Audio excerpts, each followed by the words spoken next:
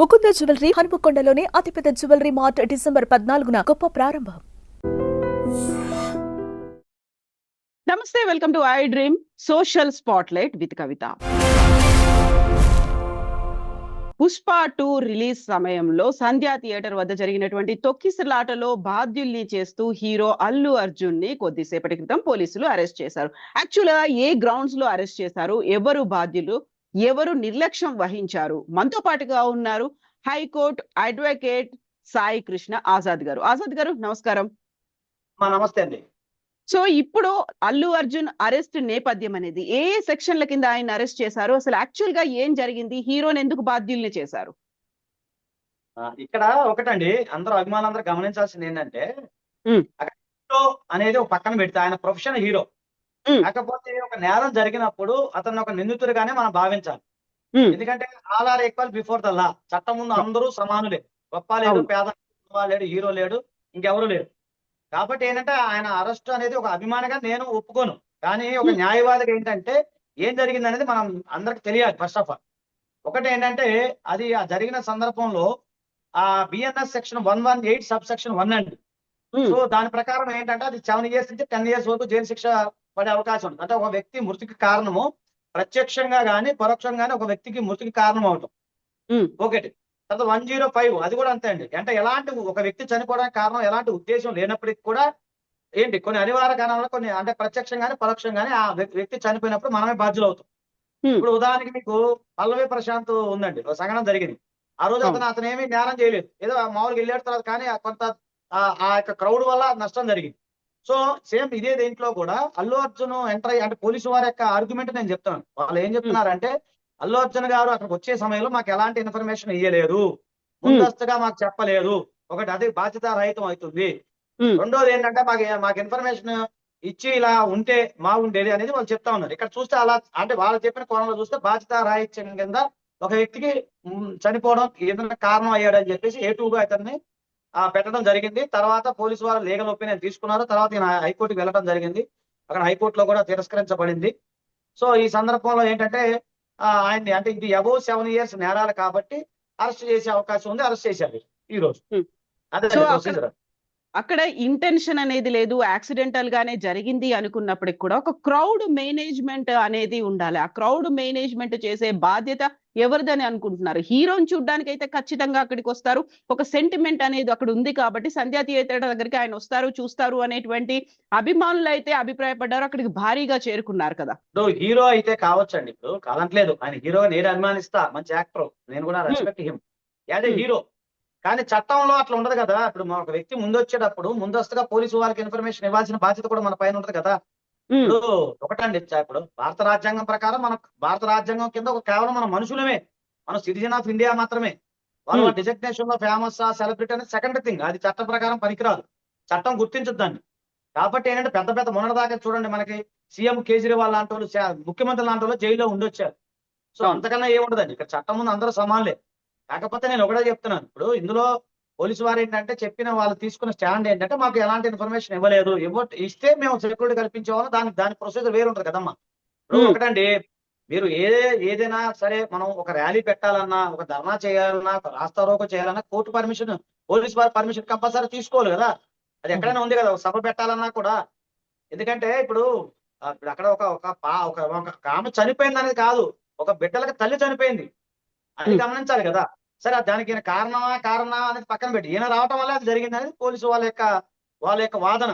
అది ప్రాసిక్యూషన్ అంటారు. తర్వాత డిఫెన్స్ వాళ్ళ వాదన వేరే రకంగా ఉంటుంది.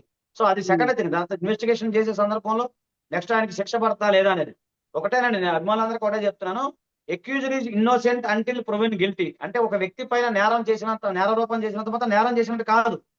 కాకపోతే ఇది అబోవ్ 7 years నేరాలు కాబట్టి లా ప్రకారం అతను జ్యుడిషియల్ రిమాండ్ లో తీసుకోవాలి కాబట్టి ఆయన అరెస్ట్ చేయడం జరిగింది.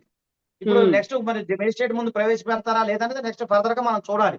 ఒకవేళ మేజిస్ట్రేట్ ముందు ఒకవేళ నేను ప్రవేశపెడితే 14 years యథావిధిగా రిమాండ్ ఉంటుంది. తర్వాత వాళ్ళు మండే రోజు నాడు మామూలు యథావిధిగా మన బెయిల్ పిటిషన్ మూవ్ చేసుకుంటారు. అది కోర్టు పరిధిలో నడుస్తూ ఉంటుంది. అయితే ఇక్కడ అల్లు అర్జున్ వాదన, ఆయన పిఆర్ టీం వాదన, మేము వస్తామని ముందే చెప్పి పెట్టాము అనే వాదన. అటు పోలీసులకి తెలుసు, ఇటు సంధ్యా థియేటర్ యాజమాన్యానికి కూడా తెలుసు అనేది. అక్కడ వైఫల్యం అనేది ఎవరిది ఉంది? Different versions. థియేటర్ యాజమాన్యుల దగ్గర నుంచి వస్తోంది, పోలీసుల దగ్గర నుంచి ఉంది, అల్లు అర్జున్ పిఆర్ టీం దగ్గర నుంచి ఉంది. 3 రకాల వర్షన్స్ ఏమైనప్పటికీ ఒక ప్రాణం బలైంది, ఒక కుటుంబం ఛిద్రమైంది అక్కడ. అవునండి. ఇప్పుడు మీరు చెప్పేది కరెక్ట్ మా. ఒకటేంటంటే పోలీసు వారు నాకు ఇన్ఫర్మేషన్ ఇవ్వలేదు. ఇస్తే చెప్తారు కదా వాళ్ళు. ఇప్పుడు పోలీసు వారికి అంత చెప్పాల్సిన అవసరం ఏముంటది? పోలీసు వారు ఏమన్నా నాకు ఇన్ఫర్మేషన్ ఇయ్యలేదని వాళ్ళు చెప్తా ఉన్నారు. సో నువ్వే బాధ్యులు అని చెప్తా ఉన్నారు. ఇన్ఫర్మేషన్ ఇయ్యాలి, ఒక లెటర్ రాయాలి, పర్మిషన్ తీసుకోవాలి. ఇప్పుడు ఏంటంటే సడన్ గా ఎంటర్ కాకూడదు కదా. అంతకుముందు ఎలక్షన్ ప్రచారంలో కూడా, అంటే జనరల్ గా నేను న్యూస్ లో చూశాను, నాకు కూడా ఐడియా లేదు. అంతకుముందు ఎలక్షన్ ప్రచారంలో కూడా ఎలాంటి పర్మిషన్ లేకుండా వెళ్ళారు, ఆ రోజు క్రౌడ్ పెరిగిందని కూడా చెప్పడం జరిగింది. అది కూడా వార్తలు వచ్చినాయి మనకి. సో ఒకటి, ఒక సెలబ్రిటీగా మీరు ఉన్నప్పుడు ఒక వ్యక్తిగా వెళ్తాం వేరు. వ్యక్తిగా అంటే ఏంటి, మీకు సంబంధించిన వ్యక్తిగత విషయాలు వెళ్తాం వేరు. కానీ ఒక ప్రమోషన్ లో భాగంగా వెళ్ళేటప్పుడు ముందు ఇన్ఫర్మేషన్ ఇవ్వాలి కదా. ఇప్పుడు ఒక మనిషి బలయ్యారు, సరే ఇప్పుడు ఆయన హీరో కావచ్చు, నేను కాదట్లేదు. కానీ ఒక కుటుంబ సభ్యుని కోల్పోయిన పిల్లవాడి పరిస్థితి ఏంటి? ఇప్పుడు ఆయన అబ్బాయి ఎక్కడ ఉన్నాడు కదా. సో అతను పరామర్శించింది మరి ఇచ్చారో లేదో నాకు తెలియదు. ప్లస్ ఏదో కాంపన్సేషన్ 25 lakhs ఇస్తున్నారు, మరి అది ఇచ్చారో కూడా నాకు తెలియదు. సో ఈ మానవతా దృక్పథం సంబంధించి మరి ఇవి ఎంతవరకు వాళ్ళు ఎలాంటి నిర్ణయం తీసుకోలేదు నాకైతే నాలెడ్జ్ లేదు. కానీ చట్టపరంగా నేను ఒకటే చెప్తున్నానంటే, అంటే నేను ఇప్పుడు చట్టం ముందు అందరూ సమానలే కాబట్టి పోలీసు వారు ఆ విధంగా తీసుకెళ్లారనేది నేను భావిస్తా ఉన్నాను. సో అభిమానులు మాత్రం దీన్ని డైజెస్ట్ చేసుకోలేకపోతున్నారు, భారీగా పోలీస్ స్టేషన్ కి వస్తున్నారు. ఇలాంటి ఇన్సిడెంట్ జరుగుతుంది అని టాలీవుడ్ చలనచిత్ర పరిశ్రమ కూడా ఎక్స్పెక్ట్ చేయనట్టుంది. షూటింగ్లు కూడా ఆపుకొని అక్కడికి వెళ్తున్నటువంటి కుటుంబ సభ్యులు, ఆ తర్వాత మెగాస్టార్ కూడా వెళ్తున్నారు అనేది ఉంది. వాళ్ళకి మీరేం చెప్తారు? అలా వెళ్తే వెళ్ళనివ్వండి. ఇప్పుడు అక్యూజ్డ్ ఉన్న రైట్ ఏంటంటే, ఆయన అక్యూజ్డ్ అండి. ఇప్పుడు అభిమానులు, నేను అదే చెప్తాను, అభిమానులు దీని గురించి పెద్ద కంగారు పడాల్సిన అవసరం, డీలా పడాల్సిన అవసరం లేదు. ఎందుకంటే accused innocent until proven guilty. ఒకటి, అక్యూజ్డ్ గా ఉన్న ఆయన రైట్ ఏంటి? నెక్స్ట్ ఎంత మెగాస్టార్ చిరంజీవి గారు వెళ్ళినా, లేకపోతే ఇంకొకళ్ళు వెళ్ళినా, ఎవరు వెళ్ళినా కూడా లా ప్రకారం అయితే ఎవరైనా చేయలేరు కదా. అది చేయాల్సిన అడ్వకేట్స్ అంతే కదండి. లా ప్రకారం అయితే ఆయన వెళ్తారు, పరామర్శిస్తారు.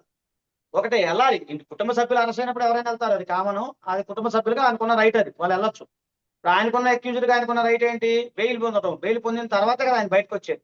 కాబట్టి ఎవరు వెళ్ళినా కూడా వెళ్ళి పరామర్శించడం తప్పేం కాదు. మాకు కూడా పక్కనే, నేను కూడా వెళ్దామని చూస్తున్నాను, వెళ్తాను, పరామర్శిస్తాం, అది వేరే విషయం. కానీ లా ప్రకారం అయితే ఎవరైనా చేయలేరు కదా. ఇక్కడ ఒక కీలకమైనటువంటి అంశం, సివి ఆనంద్ అయితే మేము అరెస్ట్ చేశాము అనే చెప్తున్నారు. ఇలాంటి ఇన్సిడెంట్స్ జరిగినప్పుడు ఎవరైనా పర్లేదు, either it may be celebrity కావచ్చు, పొలిటీషియన్ కావచ్చు, ఒక సామాన్యుడు కావచ్చు, అరెస్ట్ అయిన తర్వాత ఒక మా వ్యక్తి చనిపోయిన తర్వాత జరిగినటువంటి ఇన్సిడెంట్స్ లో హత్య, అంటే అక్కడ మరణం అనేది కనిపించింది, అక్కడ చనిపోయారు ఒక వ్యక్తి, ప్రాణహాని జరిగింది అనుకున్నప్పుడు ఏం జరుగుతుంది? ఫర్దర్ ప్రొసీజర్స్ ఎలా ఉంటాయి? అది ఓకే అండి. పోస్ట్ మార్టం రిపోర్ట్ అవన్నీ పోలీసు వారు సేకరిస్తారు.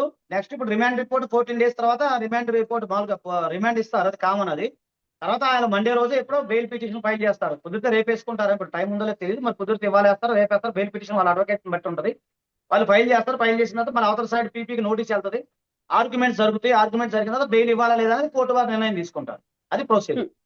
అయితే ఇక్కడ స్టేషన్ బెయిల్ అలాంటివి ఏమైనా ఉంటాయా ఈ ఇన్సిడెంట్స్ లలో? లేదండి, అబౌవ్ 7 years నేరాలు కాబట్టి స్టేషన్ బెయిల్ ఉండవు. ఎందుకంటే అబౌవ్ 7 years, బిలో 7 years నేరం అయితే ఆయనకు ఎప్పుడో ఇచ్చేవాళ్ళు, నోటీస్ ఇచ్చేవాళ్ళు, 41 నోటీస్ ఇచ్చేవాళ్ళు, ఇచ్చి ఆయన వచ్చి చేసేవాళ్ళు. ఇప్పుడు అది కాదు, 10 years నేరాలు కాబట్టి పోలీసు వారికి ఉన్న ప్రకారం, రూల్ ప్రకారం ఏంటంటే అరెస్ట్ చేసే అవకాశాలు కనపడతా ఉంది, రిమాండ్ విధించే అవకాశాలు కనపడతాం. సో ఇప్పుడు అక్కడి నుంచి పోలీసులు అదుపులోకి తీసుకునే టైంలో మీరు డైరెక్ట్ గా మా ఇంట్లోకి పర్మిషన్ లేకుండా మా బెడ్రూమ్ లో కూడా జొరబడ్డారు, మేము డ్రెస్ మార్చుకునేటువంటి అవకాశం కూడా మాకు ఇవ్వలేదు అని అల్లు అర్జున్ ఆర్గ్యుమెంట్ అనేది చేస్తున్నారు. యాక్చువల్ గా పోలీసులు అదుపులోకి తీసుకునేటప్పుడు నోటీసులు ఇస్తారా? ఎలా ఉంటుంది అక్కడ ప్రొసీజర్? అంటే ఇది అబౌవ్ 7 years నేరాలు కదండి. Discretion power of the police officer, administration officer. So అందులో చెప్పే కదా, అది ఎక్కడున్నా అది వేరే విషయం. క్రిమినల్ ట్రెస్పాస్ ఏం జరగదు, ఎందుకంటే వాళ్ళ డ్యూటీ వాళ్ళు చేస్తారు కదండి. వాళ్ళ డ్యూటీ ప్రకారం వచ్చారు, అక్యూజ్డ్ అక్కడ ఉన్నాడు, అరెస్ట్ చేశారు అంతే. ఆయన నువ్వు హీరోనా కాదా అనేది కాదు, చట్టం ముందు అలా ఉండదు కదమ్మా. ఎవరైనా వాళ్ళ పవర్స్, పోలీసు వాళ్ళ పవర్స్, అది వాళ్ళకి ఇచ్చిన అధికారం అది. సో సేమ్ ఇంత ముందు వివరించినటువంటి ఏమంటారు ఎక్స్ప్లెనేషన్స్ అనేవి, వాళ్ళ వాదనలు అనేవి అవే కొనసాగించే అవకాశం ఉంటుంది. తెలుసుకోవాలండి, కోర్టులో తెలుసుకోమంటారు పోలీసు వారు, కానీ ఇక్కడ సంబంధాలు ఏమి ఉండవు. అవన్నీ ఆర్గ్యుమెంట్స్ అని కోర్టులో చూసుకోవాలి అవన్నీ. ఓకే, ఇప్పటికైతే నేరం ఆయన నిందితుడిగా ఉన్నాడు కాబట్టి, అక్యూజ్డ్ గా ఉన్నాడు కాబట్టి, ఇది కనుక నేరం రుజువు అయితే 7 సంవత్సరాల పాటు శిక్ష విధించే అవకాశం 7 సంవత్సరాల నుంచి 10 సంవత్సరాల వరకు. అంటే చట్టంలో ఉన్నది నేను చెప్తున్నా, వ్యక్తిగత అభిప్రాయం కాదు. చట్టంలో బిఎన్ఎస్ సెక్షన్ ఏం చెప్తున్నా మీకు చెప్తున్నాను. ఎస్ ఆజాద్ గారు, థ్యాంక్ యూ సో మచ్ అండి. మళ్ళీ మనం మాట్లాడుకుందాం ఫర్దర్ డెవలప్మెంట్స్ గురించి. ఓకే అండి, thank you so much Azad గారు, థ్యాంక్ యూ అండి.